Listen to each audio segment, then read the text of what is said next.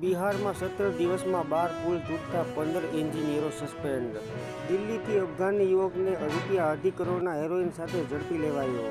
Share બજારમાં સતત તેજીને પગલે ડીમેટ ખાતાની સંખ્યા 16 કરોડને પાર. સજાતીય લગ્નને કાયદેસર માન્યતા અંગે સુપ્રીમ ફરી વિચારણા કરશે.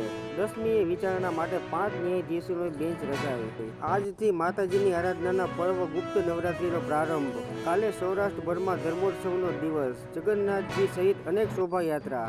અષાઢી બીજે અમી વર્ષાની આગાહી. સૌરાષ્ટ્રમાં છૂટાછવાયા ઝાપટા વરસ્યા. 2 નાયબ ટેક્સ કમિશનર અને વર્ગ 1ના 1 ઓફિસરને ફરજિયાત નિવૃત્ત કરાયા.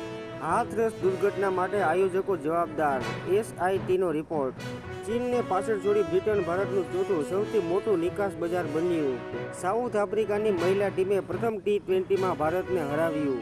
નેપાળના PM 12મીએ ફ્લોર ટેસ્ટનો સામનો કરશે. પ્રચંડનો રાજીનામું આપવાનો ઇનકાર.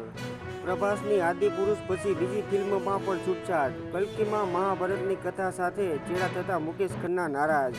જેલમાં કેદ અમૃતપાલ અને રાશિદે સાંસદ તરીકે શપથ ગ્રહણ કર્યા. બંને આરોપીઓને ભારે સુરક્ષા વચ્ચે સંસદ ભવન લવાયા હતા. બિહાર વિધાનસભામાં RJD સૌથી મોટો પક્ષ. મોદી સરકાર ઓગસ્ટમાં પડી જશે. રાજદ કાર્યકરો તૈયાર રહે. લાલુ. NEET UG ફરીથી લેવાશે તો લાખો પ્રામાણિક વિદ્યાર્થીઓને નુકસાન થશે. કેન્દ્ર. કેજરીવાલની અરજી પર CBIને નોટિસ. હું આતંકવાદી નથી, જામીન આપો. કેજરીવાલની દિલ્હી હાઈકોર્ટમાં રજૂઆત.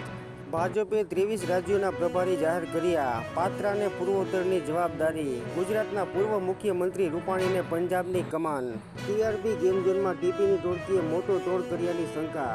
રાજકોટમાં અગ્નિકાંડમાં 2 શખ્સોની જામીન અરજી રદ. પાકિસ્તાનમાં પંજાબ બધા સોશિયલ મીડિયા પર 6 દિવસનો પ્રતિબંધ મૂકશે. ભાવનગરમાં ત્રણેય રથની પ્રતિષ્ઠા વિધિ થશે. સાંજે મહાઆરતી. આજે જગન્નાથજીના સોના વેશમાં દર્શન. ભક્તોમાં અનેરો ઉત્સાહ. કેન્દ્રીય ગૃહ સહકારિતા મંત્રી અમિત શાહ 2 દિવસ ગુજરાતમાં. ગુજરાત શિક્ષણ બોર્ડ દ્વારા શાળાકીય કેલેન્ડર જાહેર. શૈક્ષણિક વર્ષ 2024-25માં 243 દિવસ શિક્ષણ કાર્યના, 80 દિવસની રજા.